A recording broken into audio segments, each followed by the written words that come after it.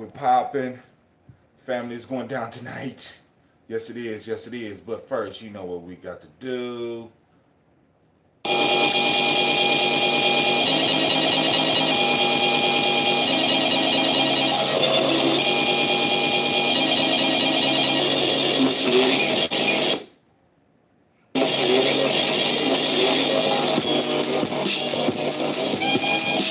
get these lines open. I need them smoking hot tonight, family. We need them smoking hot tonight.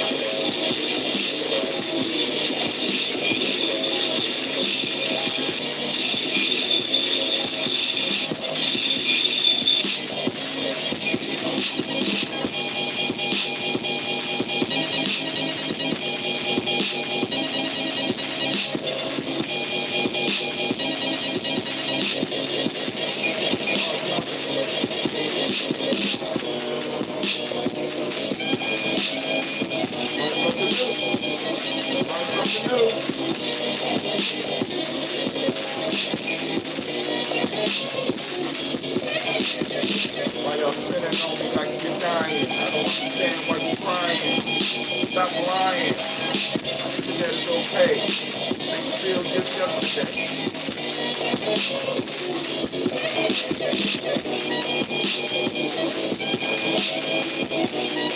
Get it. Get it.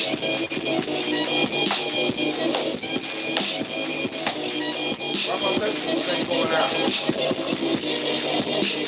Messages go out? Then the message ain't go out.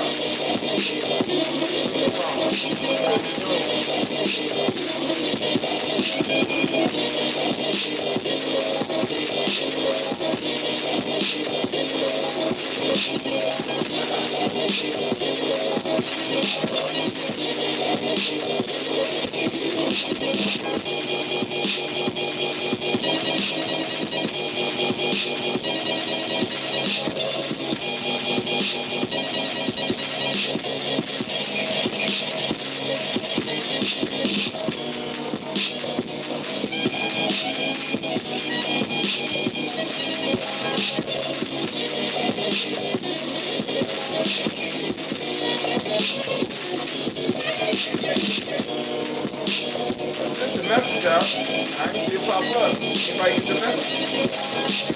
Nah.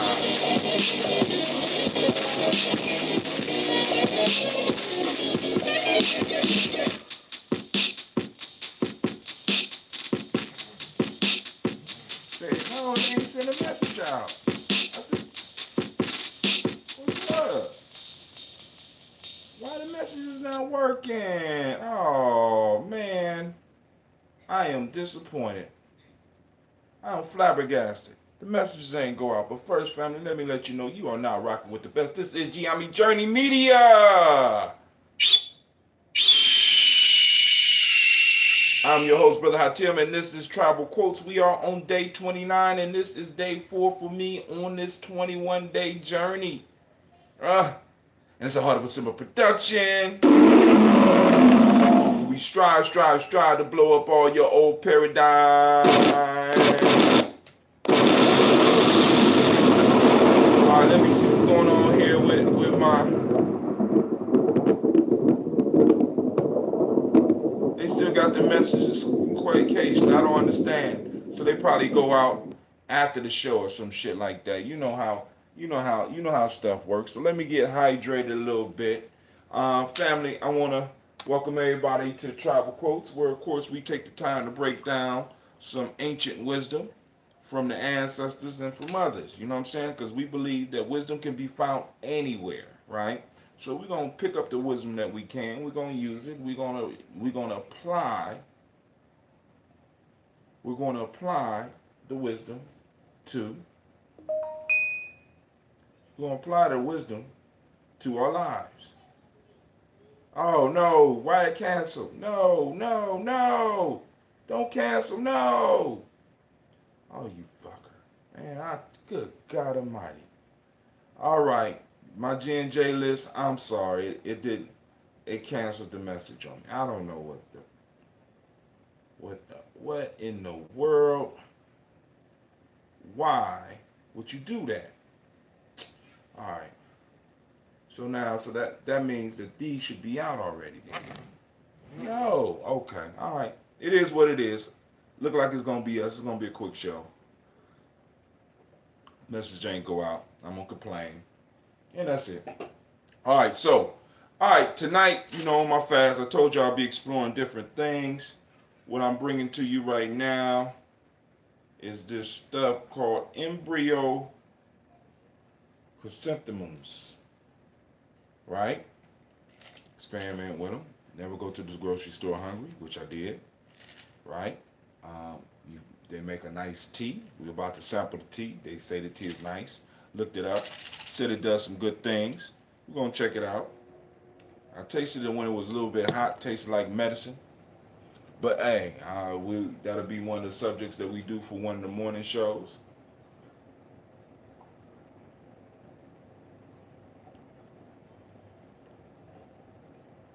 We'll look it up and we're going to discuss it, right? Some of the health benefits, some of the ups and some of the downs. I'll let y'all know how it does a body, right? How it does my body. So I'm running late because I was getting my tea bags together, and I'm moving to another tea, a higher level tea. So this is higher than Sencha. I ain't even gonna say what the name of this tea is, right? A little bit more expensive, a lot more tea per bag, right? So it's like if it only took two things of, if it only took 2 grams of sencha, this one takes 5 grams per cup. 5 grams of tea per cup, and it has a few extra benefits that hopefully we be able to unlock with this brewing, with this fermenting process, so that I can bring the people that trust me and purchase the product, that trust me enough to purchase the product, to bring it to them. I don't know what the hell is going on, family. I apologize. All right, so without any further ado, it's kind of good because I need to go. I need to get some sleep anyway, and I need to do some more research. I got a magazine that I'm going to look at. It's called Better World. They're talking about the road to food sovereignty, and I'm gonna take some pictures of the gardens, of the Cleves Garden. I'm gonna take a picture of the gardens at the school so that y'all can see what we're working on. One of the reasons that I'm pushing for doing a market is, one, that markets have always been at the center of our culture. Trade has always been at the center of our culture, and we need to bring that back. Ujima has always been in a sense, the heartbeat of the community. And in every city that you go to, we had markets. People would gather, different people would gather, and the markets would be a place usually where there would be peace. And you have a bunch of different people bartering and trading. So we're going to set up a market. But the major reason I want to do it is because we have young people who are working on gardening at this point in time, trying to master the skill. And what they are doing now is that they are growing kale, they're growing mustards, they're growing some collards, they're growing some herbs, radishes, tomatoes, and in the market we're gonna be able to sell it. And a lot of this stuff, a lot of the greens we're gonna be able to sell. So people are gonna be able to come to the market and know that they are getting fresh greens that are being grown by our young people.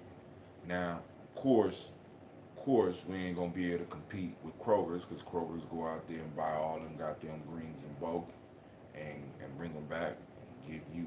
But one thing that we can guarantee is the fact that you will have high quality and very fresh food. Some of it's gonna be cut off the tower the very day that we sell it. You know what I'm saying? So what I'm going to do is develop a list to let people know that the market is going on. Let people know about the market. We already got a list of 100, but for some reason my damn list ain't working. You know, today maybe they're having some problems. I don't know. But I ain't mad. We'll see in the morning. We gonna see in the morning, right? Because we send them texts out every day. So what we're gonna do, without any further ado, is it anything that? All right, I've been checking out some videos by this brother by the name of Tommy Curry, and man, if you haven't seen some of Tommy Curry's stuff, you might really want to check it out. Tommy Curry is good. He wrote a book called Man Not. I first heard about him on Yvette Carnell's show, Breaking Brown, and I started listening to the brother, and right, I'm talking about some real good stuff. You know what I'm saying? I mean, like Amos Wilson with a particular focus. Those that know who Amos Wilson is, you'll understand why I'm excited to listen to this dude. I'm gonna finish some of them tomorrow. We have a couple of meetings. We are going to be, for the first time, be able. This call is being recorded. We are going to be able to provide employment for some of our young people, and I'm not talking about like where they got the summer job thing. We're gonna be able to do it through these greens and stuff that we're growing. Who's on the line? This is Shaka. What's up, Shaka? What's going on your side of the world, my friend? My brother, I'm just looking at all the potential, trying to make sure that we have enough diligence within our organization to carry out and optimize not just the profitability, but the sustainability of our community, of our tribe, of our peoples. Good evening. Well said, my brother. Well said. Yes. And I believe that we do. And even if we don't, we work with those that do. Because oftentimes you have some people that are imposters, right? And you have to be able to work it out. Absolutely. So I'm just drinking. Well, and go ahead. And here's the other piece about it, man, is that I think that I don't know in our principal system where to really emphasize this point, but I think that majorly in the universe is calling on this for me, a state of humility, in the sense that sometimes when our process does not function the way that it's supposed to, or our people do not act the way they're supposed to, we have to have a sense of humility and being honest with ourselves and say, you know what, you're right, and I was wrong. You know, because only through that will we get to the next level. But if we keep banging our head against the same brick wall, you know, the rest of that. And I guess what I'm saying is that this is the point. This is the point for me where, and when I heard you respond to something I said yesterday, I think that it's time for us to be more transparent, especially when we disagree. You know, and once again, I remember when Obama did his inauguration speech. The one thing that stuck out in that frail moment in America where half America didn't know what was going to happen next, and half of it was just brilliantly charged up, right? Obama said, I will listen to you, especially when we disagree. And I think that something is pulling that energy into the universe right now, where we have to admit when we're wrong. We have to admit when we're wrong because we desire to get right. And sometimes, you know, especially if we observe our enemy, we'll have our answer right then and there. So, yeah. So I thought I'd put that out there for you. Did you get the little the thing that I sent? the redneck guy who was talking about the fear of white America. Yeah, that's an older one. Give me Gina. Oh, I'm listening. Go ahead. Give me that bowl and the spoon, please. oh, okay. No, my bad. I thought I was sharing a new Maybe it is a perspective. newer one. That Give me brought it a back. lot of enlightenment to me, actually. The And white it bag. and Plain bag. and the thing is that listening to that, Plastic bag, baby. Go ahead. listening to that, it gave me permission to be me, in a sense You need a that spoon. a lot of my people that I move in a certain way for. So, you know, a lot of the things that, when I say for, understand this, a lot of things that I've gone through in my lifetime, I've gone through intentionally, You need spoons. so Y'all that need other spoons. people Y'all about to do this. won't have to. Well, I don't have So that other people wouldn't have to suffer the same way that I have, you know. And Spoon. so when I do these things, me. hold on. Yeah. I'm listening. Yeah, I know. What? My mind's buffering right now. Don't worry about it. My kids is buffering too. All right, y'all need spoons. Go on over there. I already got Get my the spoon. get the scissors. I'm trying to do ambrosia and this at the same time. So you left the scissors up Speaking there of on the which- counter, Gina. So we trying to get the tea ready, and I moved to another tea. I moved from Sencha to another style of tea. No, you ain't. Yeah, so Look in the sink, I Gina. happened to get another 3 gallons of that red June together. And tonight I'm going to go ahead and put on 10 gallons so that when I skate out of Cleveland and come back, I got a batch waiting for me. So any requests that might come from the network, please let me know. This is a constant thing for me right now. I really feel like it's time to bring the best of both worlds, Cleveland and Columbus, you know, and start, you know, getting this rhythm together. You know what I mean? We got some A1 players there. We got some A1 players here. So right now, all of the events that I'm doing is to be able to get y'all charged up and introduce y'all to one another. So June 28th, remember I said I was going to do a Juneteenth piece, and it didn't end up happening on, you know, for the Juneteenth weekend coming up. But I set it for the 28th, which is a Thursday, from 6 to 9 here in Cleveland. And I will be in Columbus this weekend, God willing. It'd probably be better to do next weekend because I'm gonna have my meeting. So we'll be at the school all day. This weekend, nothing's popping off. So fill the bags up full, please, and be careful. All right, because this cheese is expensive. Well, you know what? What's interesting, man, is that at the Malcolm X Festival, I met a sister who had a booth across from me in the corner. I think she had some kind of cosmetic. Right. And we spoke for a brief moment after the festival, and realized that one of her major objectives is my major objective, and I just stated it. You know, being able to, you know, get more of the artist community together from Cleveland and Columbus or whatnot. And this weekend, she happens to have a little wine cipher. Right. Over at Papa Shango. So Yeah. I was hoping that. What's that? Yeah, man. Now that might be the, you know what I'm saying, if they'll let you in and let you get some samples out, you might be, man, that. Well, yeah. I mean, because I tell them honestly, at the same spot that she's doing it, we talked maybe 6 months ago about me jumping into Columbus and doing that. Exactly. Hey, family, I don't know if y'all heard about this, but I can't pronounce this right now. It's called, damn, I'm old. Chrysanthemum, embryo chrysanthemum. Cool. Good job, Gina. Hold on, I gotta tie a bag.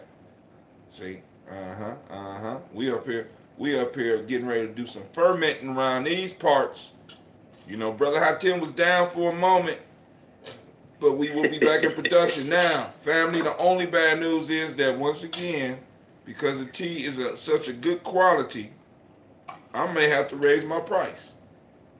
So, but already we raised the price because it's $5 a bottle. If you buy more than 10 bottles, 10 or more, you get them at $3 a piece. A gallon I will let go at $25.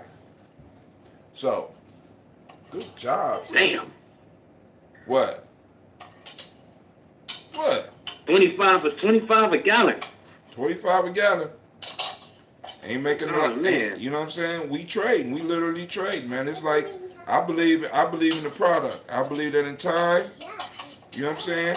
Because especially because you popped me off on these wine bottles. So now I'm gonna have a special blend and I'm gonna be putting in the wine bottles eventually.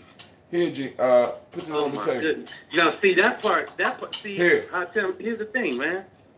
I get it, and that's why I started with the wine bottles. Is because I wanted people to realize that what they were getting was an elixir. Now I moved to the brown bottles because it's more practical. But those, in terms of branding, I definitely have to get a label. So that's what I'm gonna end up doing for the 22-ounce bottles. Is get a label because. Understand this. I was doing those wine bottles, which are 22-ounce bottles for 20. Mm-hmm. And people wasn't even questioning it because they knew what was inside and they saw the decor. They're like, man, it looks like it's worth $20. Some homemade, man, here's your 20. Now, the piece is, do the same thing with one of those beer bottles, a 22-ounce beer bottle. Mm-hmm. They gonna want it for 5 or 10 because Right. it's just a beer bottle. Right? But the piece is that the beer bottle hold more pressure than Right. the champagne. Well, no, piece. I found champagne bottles that will sustain the pressure, so we can let it sit, and then we better put it in the champagne because champagne bottles are I ain't gonna say shatterproof, but they're designed. Mm-hmm. They're designed to hold more pressure than any other bottle. Champagne bottles, you mean? Oh yeah, the champagne, the real. So here's the thing: the champagne bottles, I agree with you. We won't get them at the same price as we was getting those because I was getting those at Dollar Tree. Right. Oh, but For $1. Now, but the other piece is that the champagne corks that I'm using, you won't get that kind of pressure buildup with those corks. You got to get a real corker. So I agree with you. It'll hold a lot more pressure and do the job, but we just need to invest in the corker. Mm-hmm.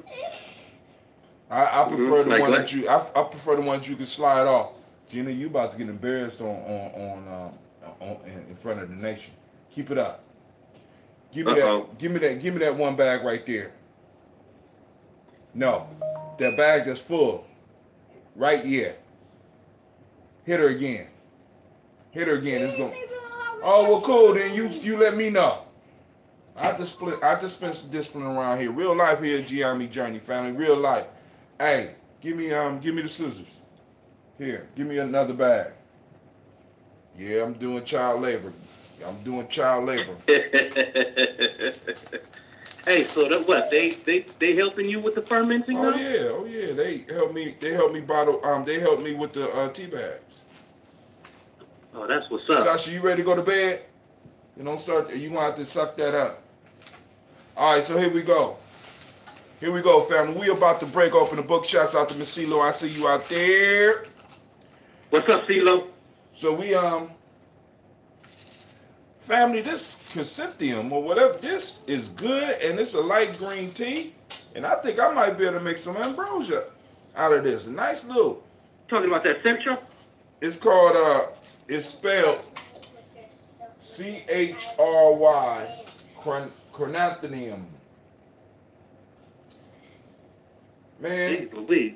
dude. Did you check in with Brother Pete about the dandelion? Oh no, I ain't been over there yet. I gotta take Cleve over to get a haircut. Which one is Brother Pete? The one you stay with when you come? No, the slim brother. Cool. I know exactly because he's in there when I go in there. Excellent barber, man. Excellent barber. He hooked me up one time, man. I was like, man, you know, I'm just loyal. You know what I'm saying? But hey, honor, loyalty, and sacrifice. Yes, sir. Three of those pillars of that Gye-Nyame family, right? That Black Phoenix tribe, you know. So, you know, we the Gye-Nyame, we Gye-Nyame tribe. Shaka do the Black Phoenix. Now check this out. Shaka had the Black Phoenix. We had the Gye-Nyame tribe. We ran into each other.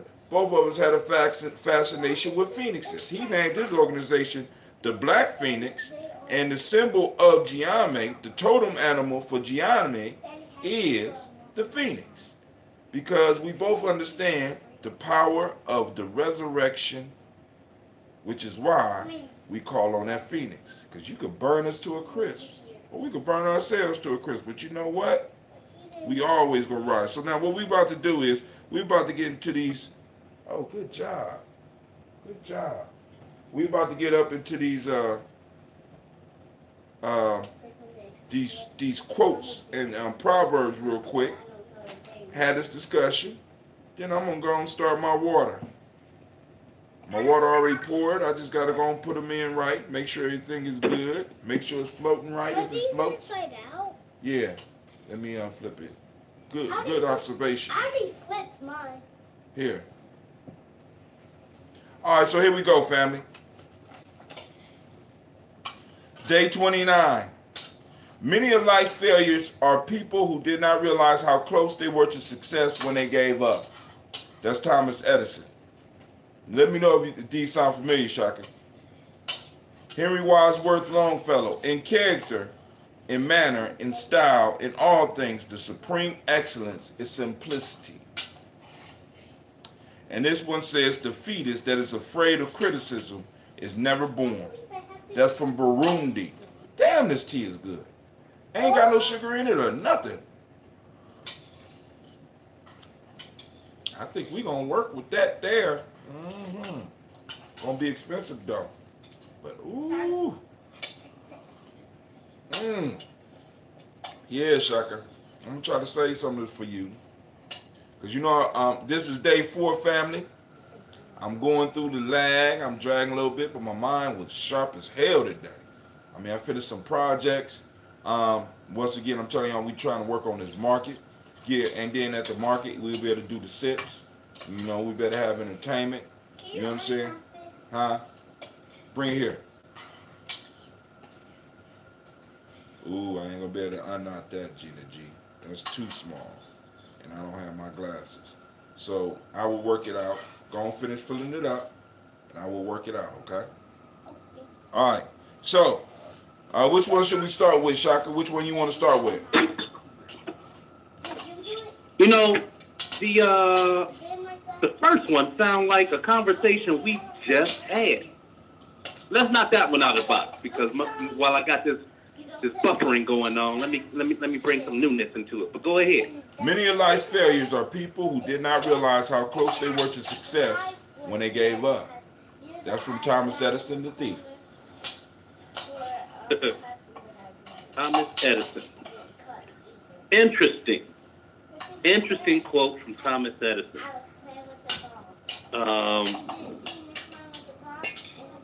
And he could have very well been talking about Tesla. Because if you remember, if I got the story right, Tesla wanted everyone in humanity to be able to access this electrical power for the benefit of humanity. Edison wanted a credit and wanted selfish gain. He wanted to regulate it so that he could make money from it. The thing is that Tesla, being a passionate humanitarian, did not necessarily have the legal expertise to be able to patent electricity and patent these inventions the way that Edison did. And so Edison took all of Tesla's research and had it patent under his name. I don't know about that. Some of the stuff, yeah. Now the electrical piece, Edison and Tesla fell out because Tesla was talking about using alternating current. Edison was talking about using direct current because all of the stuff that he had invented relied on direct current at that time. So he went and tried to destroy Tesla's reputation and everything that Tesla was trying to build by saying that AC or alternating current was unsafe. We see who won that argument because the only thing we got direct current for is these little devices with these batteries. So the direct current only allows a charge to travel maybe about half a mile before it runs out. The alternating current, Tesla was able to lay out about 400 miles of wires and get it to everybody. Now his goal was to get this basically as a gift for humanity and everybody have energy and stuff like that. But Thomas Edison and the banker boys that was financing all of his experiments, that was making big money, they ain't like that. Especially Mr. J.P. Morgan. You know what I'm saying? So right. And I was hearing about the conversation where they actually offered Tesla a sizable what do you call it, a royalty, if you will, and he declined it. I didn't understand that part of the story, but the whole piece that I bring, the fact that Edison, we're talking about this quote, is that on one hand, I feel like Edison really could have pulled this protege aside and said, listen, if you do it this way and that way, or X, Y, and Z, then this is what you get, and we can move together. But it didn't work out that way. no. And whether, so let me ask you this: what do you, before I even conclude, what do you think the factor was that made Tesla such a god awful businessman? Well, I mean, first off, all the backers were behind Edison. All the money was behind Edison. Edison already had equipment set up to take advantage of the direct current. They had at that time probably millions of dollars invested in his idea and how to use electricity, and he wanted to make it expensive enough so that he could make money. So the issue is that Tesla couldn't be bought.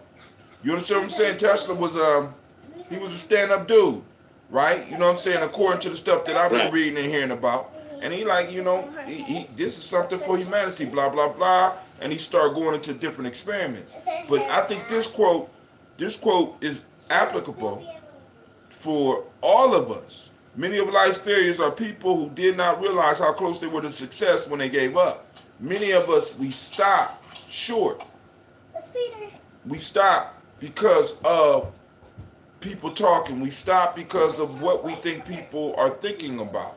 And we move into our childlike state where we think that we are the center of the world, and we honestly think that everybody's talking about us.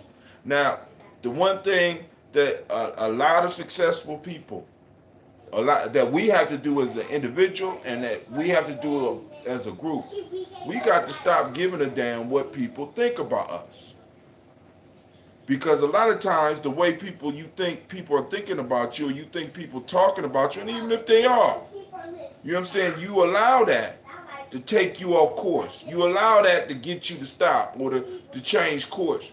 And we be so close to success as groups, as individuals, right? Because I mean, it's like for me, every week I'm trying to do some type of repair job for groups that I'm in.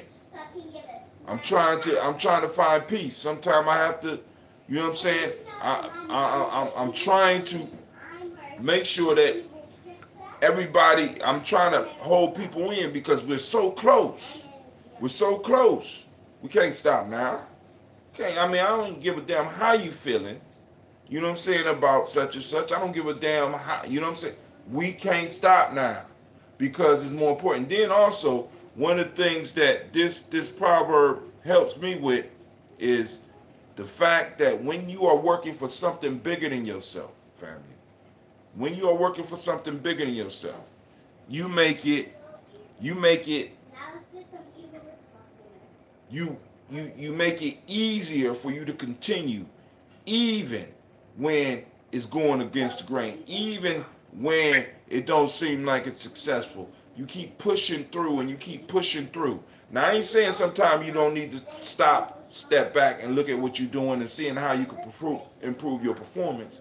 I'm not telling you to be the dead horse. You know, simple. God damn it, make sure the horse is dead. Many of us are just giving up on a horse that might be laying down. It's not dead. You just gotta go and come up with the beating. It ain't gonna make it get up. You might need to come up with something. Or you got some carrots. You know what I'm saying? You got to re-strategize to make things work.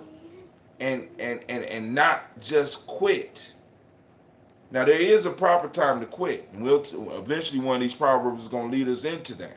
But this one is talking about not giving up because we never realize how close we are. Especially when you're doing something new. How you going to know how close you are to achievement? Right. And that's one of the major things that came to my mind with that is that, you know, as I look at the state of our elders right now, Hatim, you know, they the elders either A, have to work super duper hard just to stay relevant in the mix, or they don't. They go off into their own rogue thing because it's like, hey, I'm old. I'm gonna do things the way that I know how to, and they become you know, not just disenchanted but disconnected with the community, especially with us, who need to hear the different ways. Just like today, the nationalist of today is not the nationalist of yesterday. Right. No, humanitarian of today is not like the humanitarian of yesterday. I'm nothing like Gandhi, and you're lesser of Bobby Seale. You follow? So right now, if there was you know, because the world is different. The reason why right now we don't need a Martin Luther King Jr. is because Martin Luther King Jr. did what he was supposed to do back in, you know, in the 60s, right? Right. And that was for that. Malcolm X did what he did when he was alive, and that was that. There will never be another him, and there will never be another reason for an individual to do what he's done. There's no other reason for someone to protest the way that Gandhi protested, to pull people together in the fashion that MLK did, because right now it's a matter of being able to get those who are willing to do the work. And like you say, whether it's 5 of us or 5 million, at the end of the day, what we do as a unit, what we do collectively, stands out far beyond what we can do as individuals. Take this to your mom, have her touch. So, I'm listening. Yeah, that was it. Yeah, man, I mean, and that speaks to the changing times. I mean, you're right. You know what I'm saying? I mean, it's like, yo, and when you do something and you're the first to do it, oftentimes you're laughed at until it's successful. And you know what? I'm gonna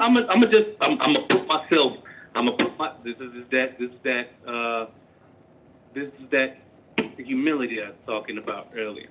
There's about 5 things. There's about 5 things that come to mind when people ask me, you know, what is different about the Black Phoenix than other movements that I've heard of. And people do ask trivial stuff like that. But number one, when I look at it, I used to look at it like this, like, man, I got this invention design that is so grand and that changed the world. I got to hold on to it, and I got to not tell nobody about it. And I thought that way for a good, 30 seconds, and then I started telling people about it. And then the more people I told about it, And the later it got, the more the people were like, hey, somebody just came out with something like that. Or somebody just, and across town, somebody just came out with something that was similar to, and come to find out, more and more people are thinking that way. But the piece is that at one point, it made me feel like, man, now that everybody's doing it, I might as well not do it no more. You know what I mean? But here's the piece, is that what other people, and the invention was this, and it still is this, and I'll tell you why. The invention is a Life Matters pack, right? It started off as a front-facing backpack, so it fixes our posture. It makes more sense to me for us to hold the weight close to our chest, so that we stand up and we power walk instead of humped over and with our loads on our back. So this right here, without the technology, now let me just go to the technology part, because that part is even irrelevant to the major invention. The major invention is just it's an app that allows us to be more vigilant in each other's lives. It's called the Life Matters app. And basically it responds to your heart rate. So if you program your entire support system into this, as soon as and it's triggered by your heart. So if your heart is beating erratically, your smart device will ask you, are you in trouble? Are you in distress? Yes. What type of distress are you in? And based on your response is what determines who the app accesses at the time. If it's like, oh, I need an inhaler, and it's a kid that's in school, I need my inhaler right now. Of course, his mom is gonna get the yellow signal, the distress signal. You know what I mean? And she's gonna know what it's for. All right. So this piece right here, like I said, it brings up a state of not diligence, but vigilance for all of us. There's not one person in America who should not have a Life Matters app, who should not have a Life Matters situation downloaded on their smart device, because anything that causes your heart to act in a way where there's some anxiety, there's some fright, you can pick up on that. If we're experiencing it because we got pulled over by a cop, while we have our hands in position, this is a hands-free piece where it's like, are you in distress? Yes. What type of distress are you in? The police. It knows the difference between saying the police is the distress to call the police. I need the police. You understand? So if it's the police, understand that your call is directed straight to 911.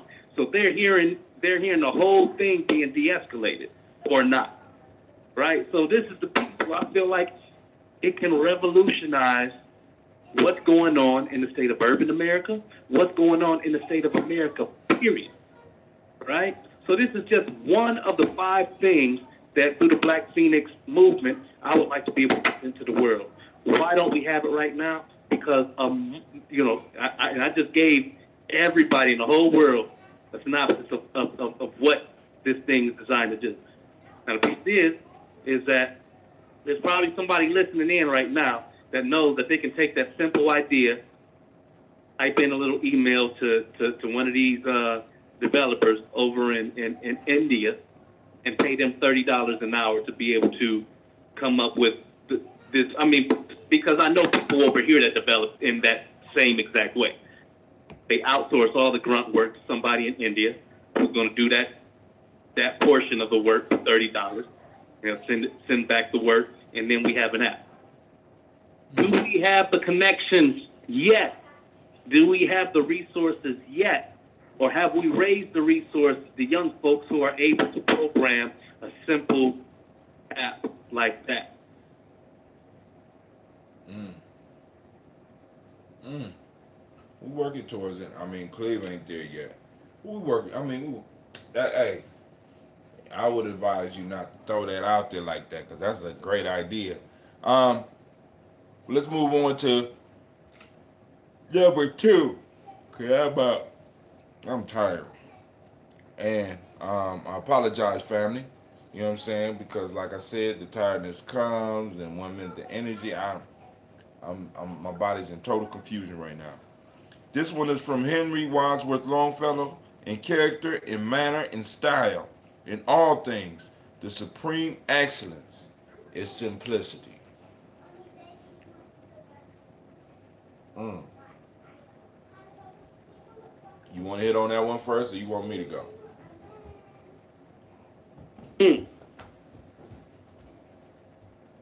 You know, I'll tickle it for a second, and then I'm gonna let you go ahead and deal with it. The first thing that comes to mind. First thing that comes to mind is through our entitlement, we try to justify our process to those who may not even be relevant to our process. And I see this happen a lot of times. We want to enter into community conversations, and impress people, whether it's a matter of the way we deal with rites of passage, the way we deal with whatever it is that we're dealing with. And because someone's process may not be linear to ours, then we lose a whole bunch. We lose a whole bunch in translation. And so I think that one thing that I'm struggling with right now, which is why I'm still to this day, I try to be less long-winded. I try to get straight to the point. And in the back of my mind, I remember some years ago, I was on Kahari's show. And every time I'd open my mouth and get into, I don't even know if I would get into the meat yet, but I remember Kahari would always say, "Get to the meat."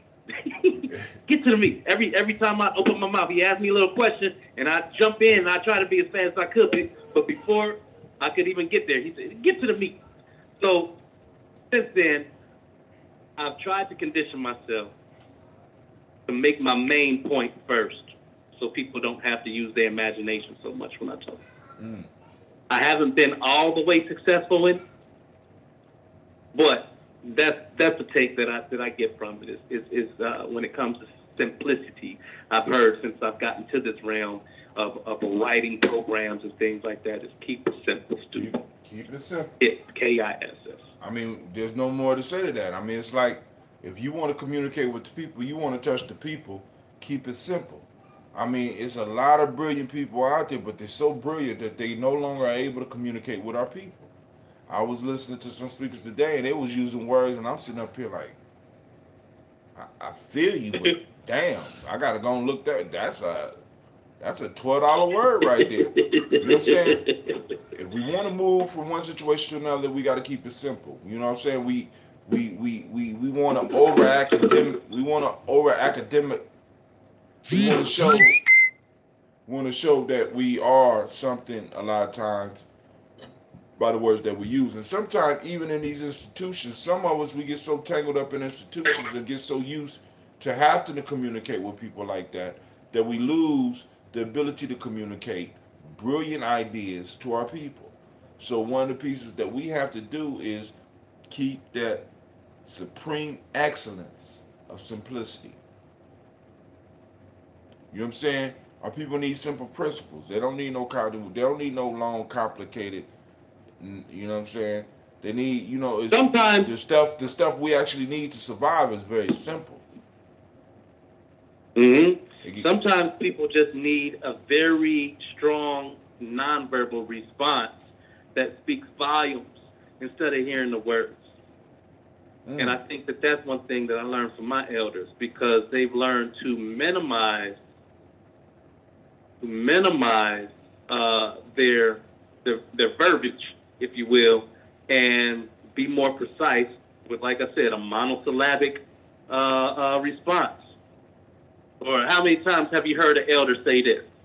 I mean, no matter what you're doing, and you hear an elder go, Simple. You know exactly what that means. You know exactly what response is solicited. That You know what I mean?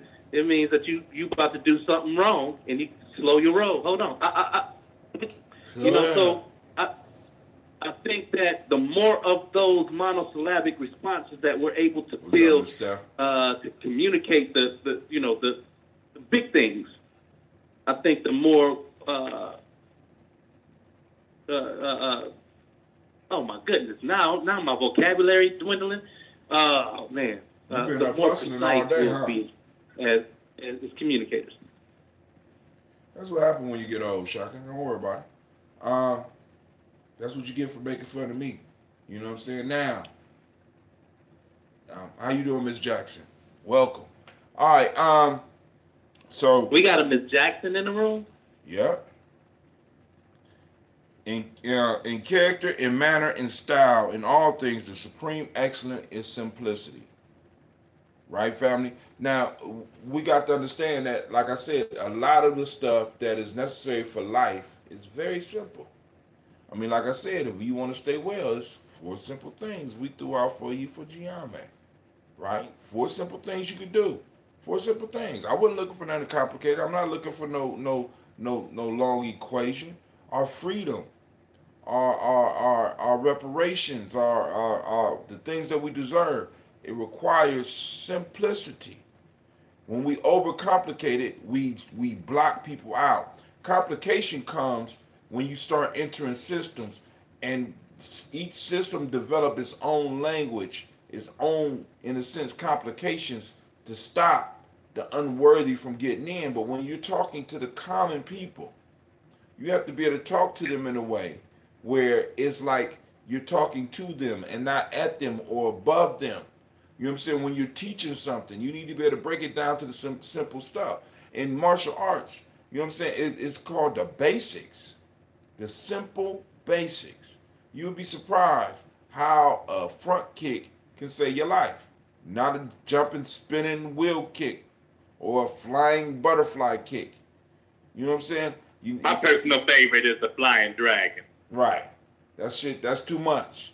You know what I'm saying? You need a simple, in an actual fight, you need a simple foot from earth to mouth, back to earth. All that other shit is extra. And you run into the right motherfucker, you are doomed. You know what I'm saying? Keep it simple. Kiss. Keep it simple, stupid. Keep it simple. Just keep it simple. Right? So everything we do, we need to be able to explain to a young person what we're doing. And we need to be able to break it down in a way that they can understand it. And it always starts with dealing with simple ideas. You know what I'm saying? So, of course, some things are complicated, but I think some of the shit we make just a little bit too complicated. Like politics is not. You know what, man? Politics I have is not to say, complicated. Though. Go ahead. I'm sorry. I'm just saying politics, us getting involved in politics is not complicated. It's very simple. And I think we get caught up in the complexities while everybody else is keeping it simple. A simple throat punch. My preferred, oh my God, CeeLo. CeeLo said, a simple throat punch, my preferred method. She's not to be fucked with, ladies and gentlemen. You know what I'm saying? A throat punch? Yeah, not a throat punch. Shuts you down. Please. We're gonna move to the last one. And this one right here. Time out. Go ahead. Time out. Before we get to that last one, man, there's something on my mind. The thing that I'm doing on the 28th. All right. Now, I definitely, to answer CeeLo's question, or forget if it was, but yes, I am going to go to, that wasn't CeeLo. I am going to go to the next camping trip. But I want to make sure that we have the batch party and the books before that happens, so that I can promote and get some of the artists out there. It's going to be the same type of event that I'm having here in Cleveland on the 28th. But the whole idea is to be able to focus on that symbiotic nature of not just the June, but from an artistic and a collective standpoint. It's an arts event, a cipher, if you will, where we're all sharing a canvas and creating a conversation of oneness. So that's the whole piece. That is the batch party. All right, so I want that to happen. Maybe not the next time I come to Columbus, but towards the end of June, early July. All right, so continue on. And I was just about to move to the next one. The capture, Yep. by the way, is June 13th through the 17th. I sent out information for the family. So those of you that can make it, I hope to see you there.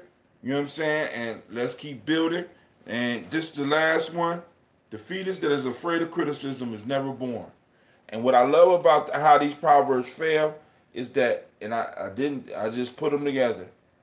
But this last one connects with the first one. Mm-hmm. The fetus that is afraid of criticism is never born. You know what I'm saying? We have to, in a sense, thicken up our skin, especially when we're doing things that are different than what other people are used to. Let me say that again. We have to thicken up our skin. We can't allow ourselves to be moved by jealousy. We can't allow ourselves to be moved by hate. You know what I'm saying? We can't allow, you know what I'm saying? We can't care about the criticism of others about what we're doing, about who we are. You know what I'm saying? It's like, it's almost, for example, for me to want to do a show for black people in particular, right? I speak to black folks.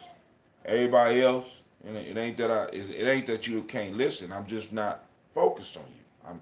I'm not concerned about you, right? I have to be concerned about mine. But then what people say, well, Brother Tim, you don't want to be universal? You know what I'm saying? But what they're saying is, because I want you to understand this, family. I want you to understand this, right? What they're saying is that normal is outside of what my culture and what my people are, right? Universal is outside what and who my people are. When in fact, when you really break down and you get to the simplicity of what they're saying, it's that you need to be able to talk to white people. That's universal. That's universal. And I'm like, fuck that shit. I'm talking to my folks. Talk to my people. Now, if some white people want to listen, I have no objections. You know what I'm saying? Excuse me while I ignore you as I continue to talk with my people, toast my ancestors with my people, bring up issues that I think that we can deal with, write about. All the shit that I'm writing for is for us. All the stuff that I'm building is for us. Now, if other people can get things out of it, I have no problem with that. None. Right? But don't hit me with this normal or this universal shit when all of the measurements that every last person out there been taught, every last measurement that everybody out there been practicing is basically a measuring stick that's been given to you by others. It don't come from your culture, so the universal piece is brought up to kind of stifle who you are and stifle who we are. So I can't be concerned about the criticism about me having a certain audience. I'm not concerned about that. I can't be concerned about that because that will take my focus away from building up what we're building.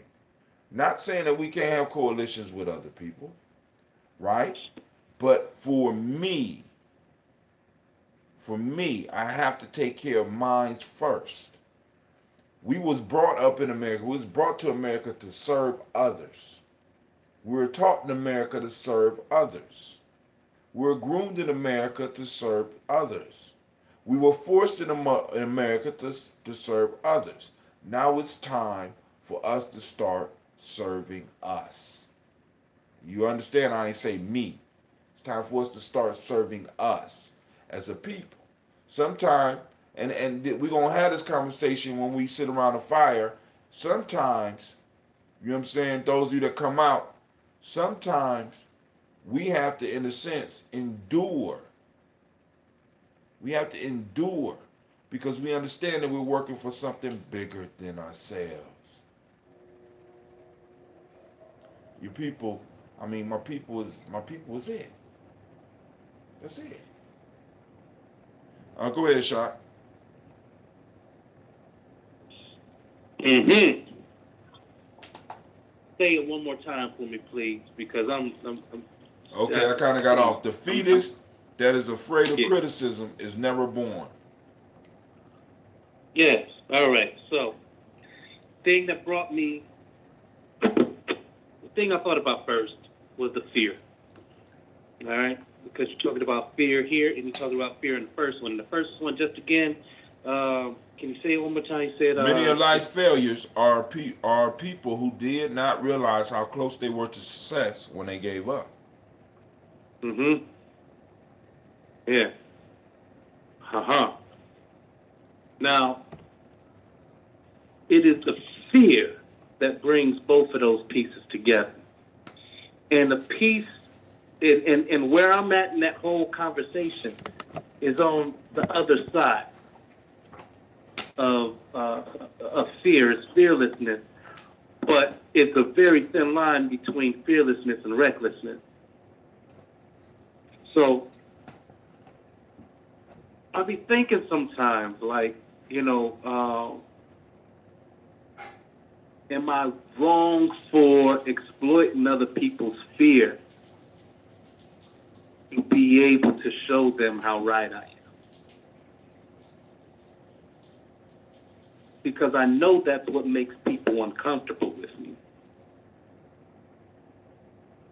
It's because America's made up of bullies. But when you catch a bully with their pants down and you slap them around a little bit and chin check them, throw their cookie in the toilet, You ain't got to. You get a different reaction when you walk out the bathroom.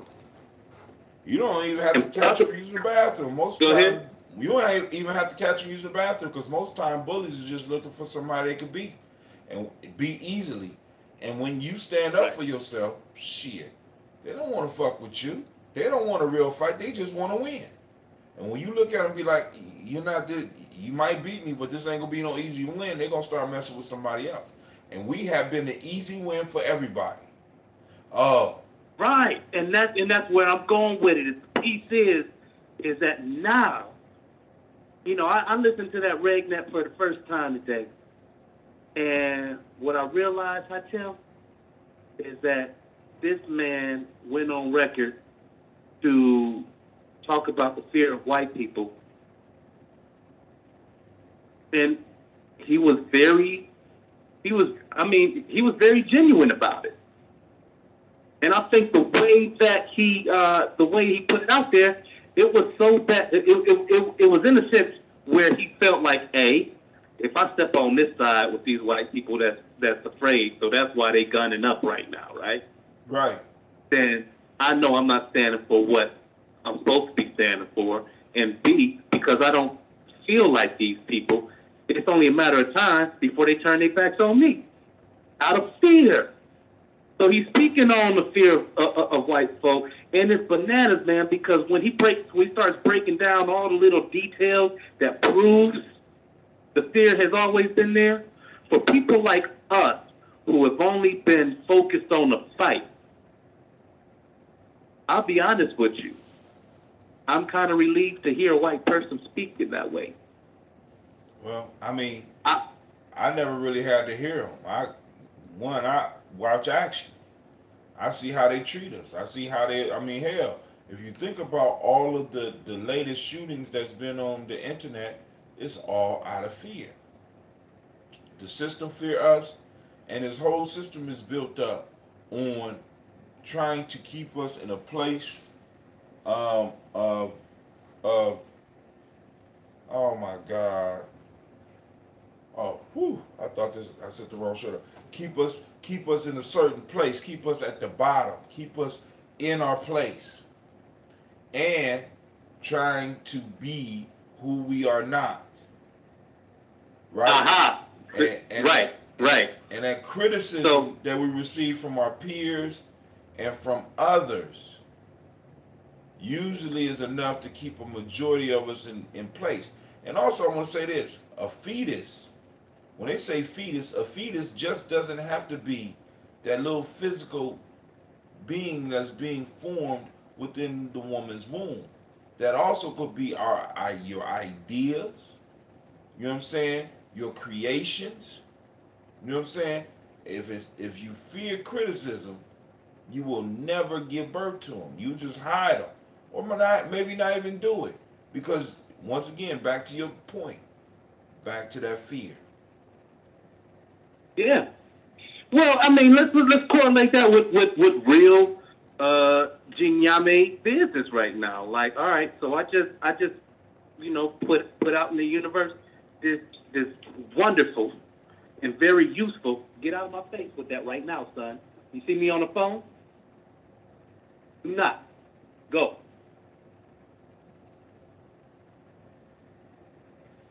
So the real business at hand is we have an idea. Do we have a strategy to put this idea together? I'm talking about that app again, the Life Matters app. Do we have a strategy to put it together? Do we have the resources to put it together? Will we execute accordingly and make that happen?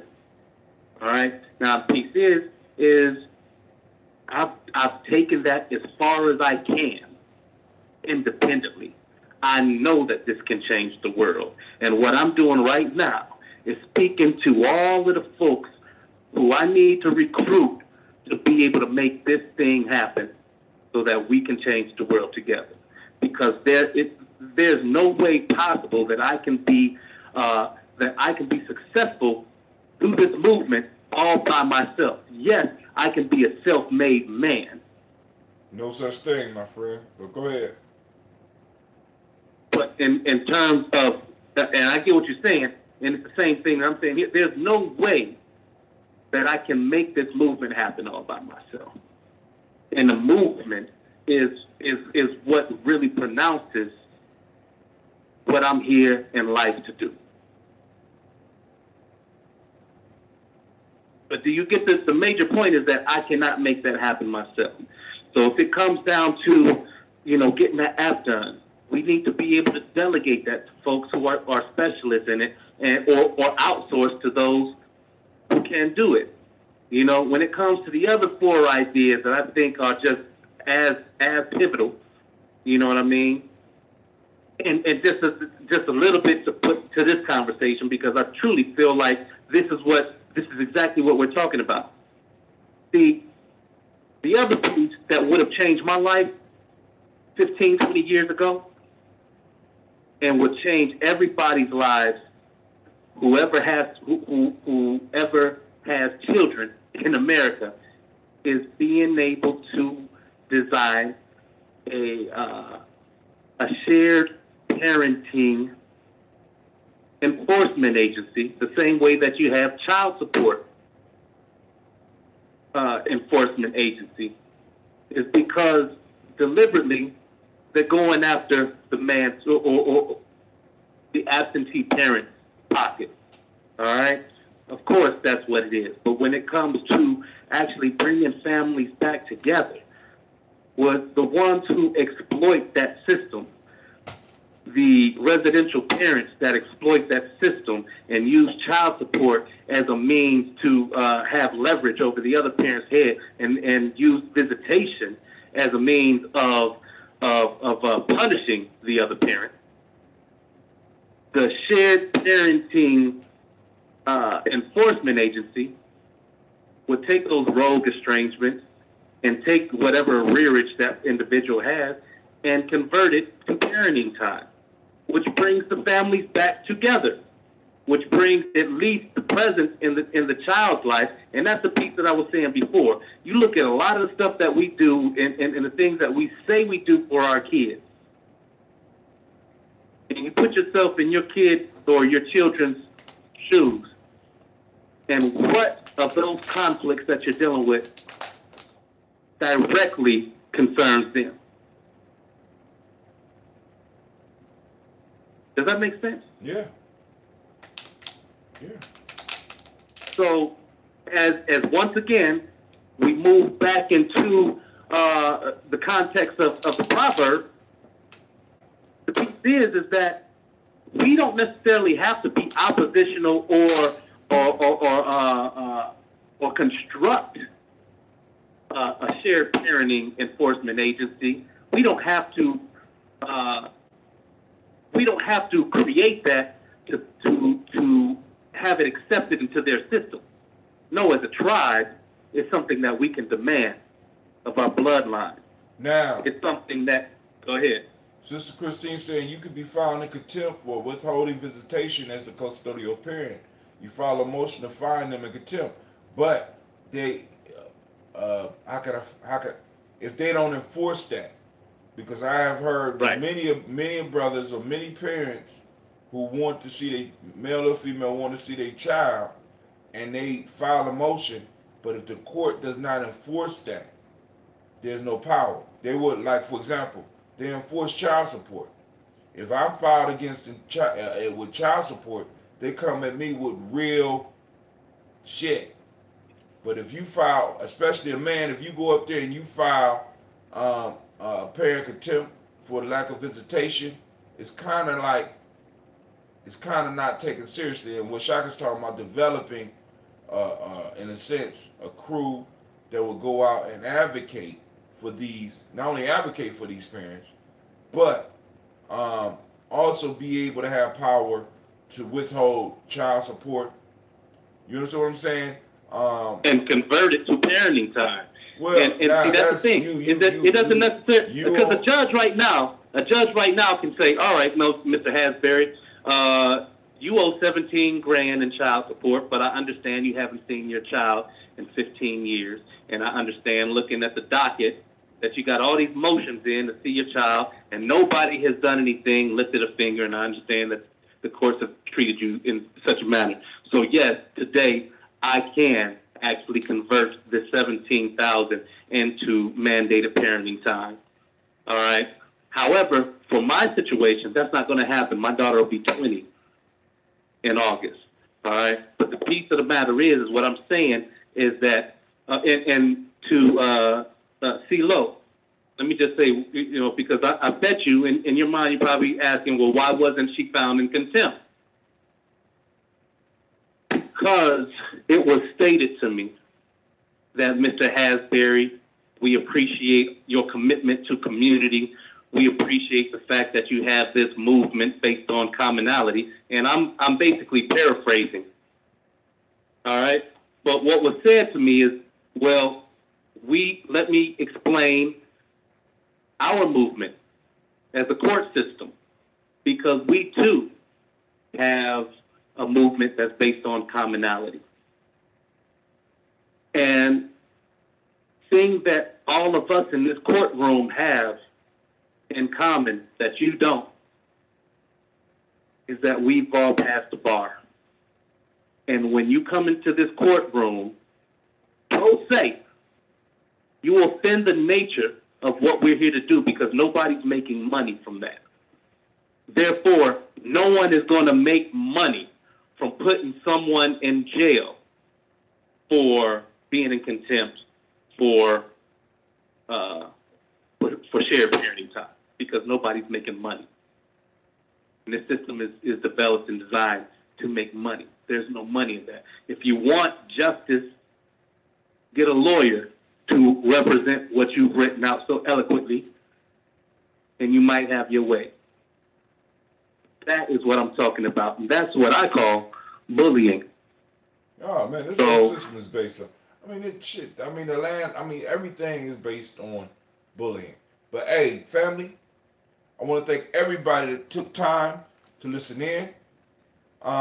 We are over the hour mark by actually 13 minutes. We had an excellent show. I want to thank Brother Shaka for coming in and sharing. And those are some things that we may need to, and we're actually going to have to talk about eventually. Because two good ideas, right? You know what I'm saying? We got some other stuff we're working on, but hey, once the tribe start building up, because once we start putting these ideas out here, we're going to get people that have the abilities to implement. You know what I'm saying? I'm living proof of that. You know what I'm saying? So, family, I want to thank you. I want to remind you that you are now listening to the best. You're rocking with the best. This is Gye-Nyame Journey Media. Come on, anime.